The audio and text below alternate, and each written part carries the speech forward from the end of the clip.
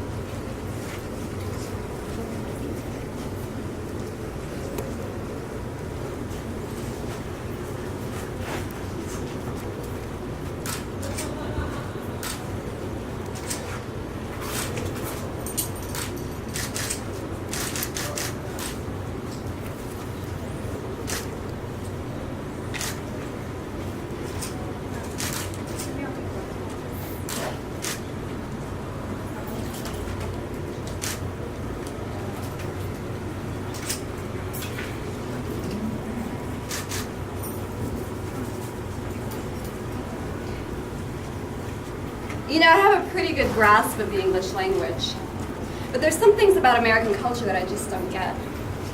Some of the interpersonal connections, the nuances. Like, one thing I don't understand is how come a country that was founded by immigrants is so discriminatory towards immigrants? I mean, I just don't get it. In Europe, we're generally afraid of the sort of rise of dictatorship, of fascist governments all over the world. Oh no, I don't get that, the racism, it doesn't apply to me. See, as a white immigrant, when I tell people I'm from Spain, they usually have a very high idea of where I come from. But I have a friend, she's from Argentina, she identifies as a Latina, and I think it's harder for her on her job. I don't think her boss values her input. But it doesn't apply to me, I haven't had that experience.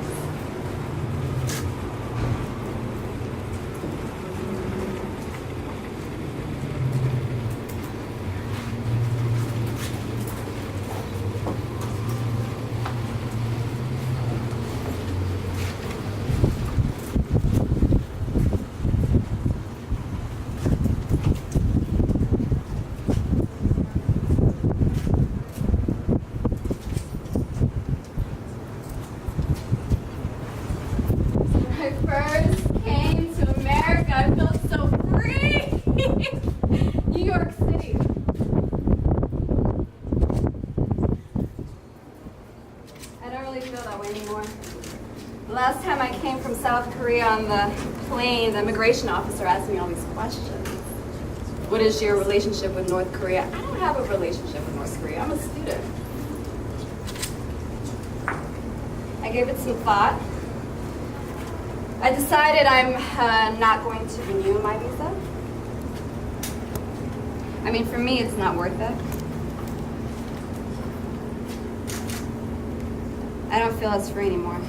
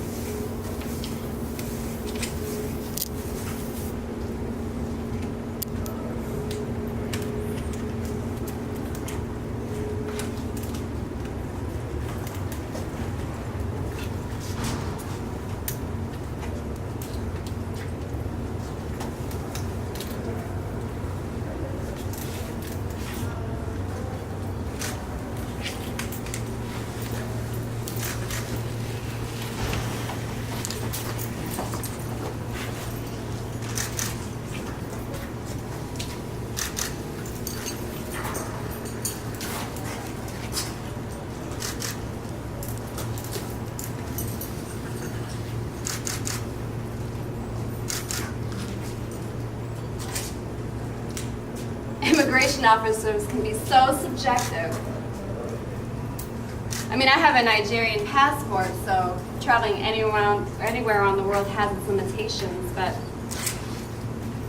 you have money. You have money, you're in the game. You show them your bank statements, your passport, your property, your resources. You can go anywhere in the world. One thing I don't quite understand about America, I've been here 3 years now, is how everything is so black and white. I mean, I have to understand the politics here. My body's implicated. But it doesn't make sense to me. I come from country Africa, where everyone is black by default. And we just don't have that sort of discourse. I'm catching up though, I'm learning. I'm learning how to survive in America. The other day somebody said a term to me I didn't understand. They said POC. POC, I had to look it up. I'm catching on.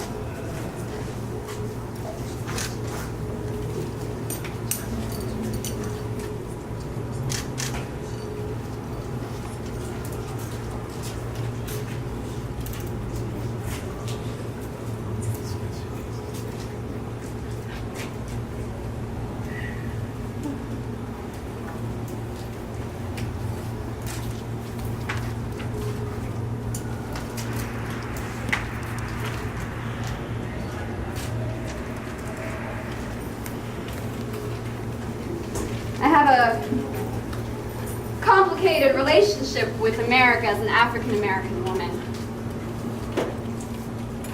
I feel I have more freedom, more privilege when I go abroad with my American passport. For example, I was relocating from Baltimore, Maryland to Los Angeles, California. Drove all my stuff down, and I had to think about that. Do I take the northern route? Or do I take the southern route? Do I bring a friend? We took the southern route. We went through Maryland, Virginia, Tennessee, Oklahoma, Texas, Arizona, New Mexico, California. I brought a friend. But I really had to think about those rest stops. Everything was okay. I just didn't know how my black body would be received. These are the kinds of things I have to think about while being an American.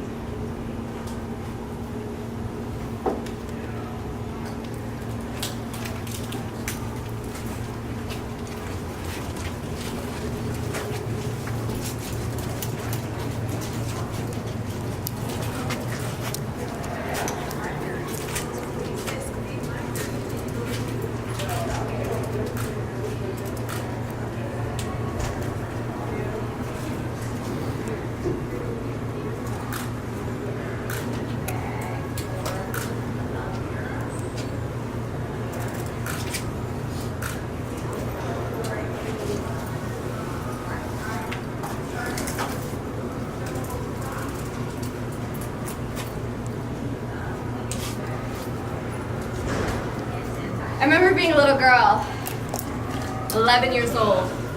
This was around '89. We were crossing the border through Tijuana.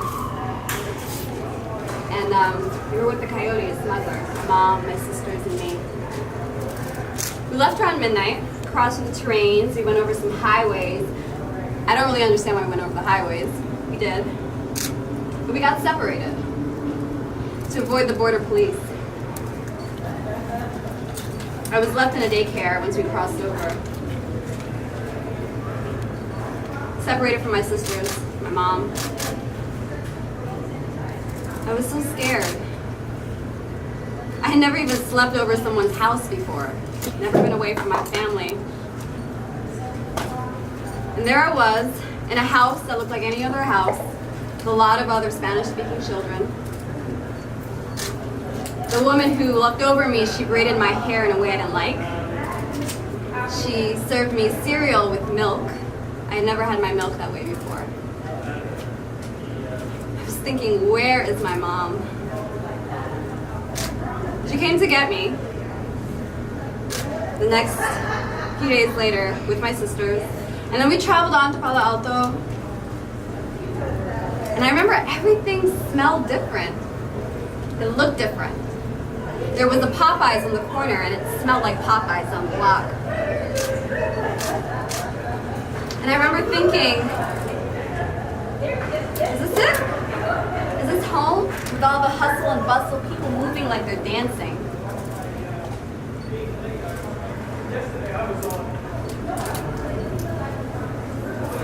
It took me 2 years to realize this was home, and I was going to have to learn the English language.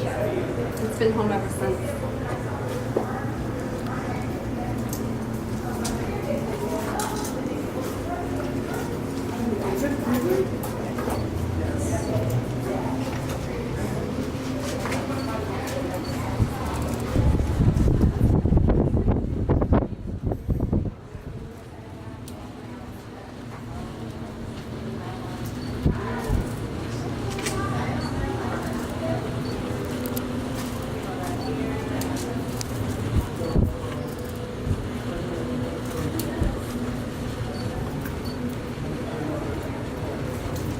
You know, I'm already a persecuted minority as a Christian Syrian.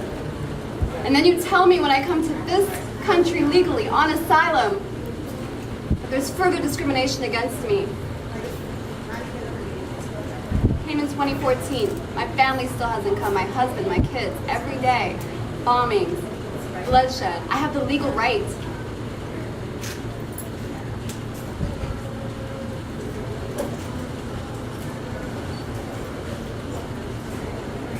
I recently broke my leg in 20 different places. I begged the lawyers. I said, bring my family. I need help to get to work. I need help to move around, to get groceries. Nothing. But I'm okay. I'm not going to complain. What they face every day is much more severe than my leg. I have friends who didn't have the privilege of getting legal assistance, so they tried to smuggle out. They left on sea. They didn't survive. I don't want to do this anymore. Can you stop asking me questions? Can you just stop?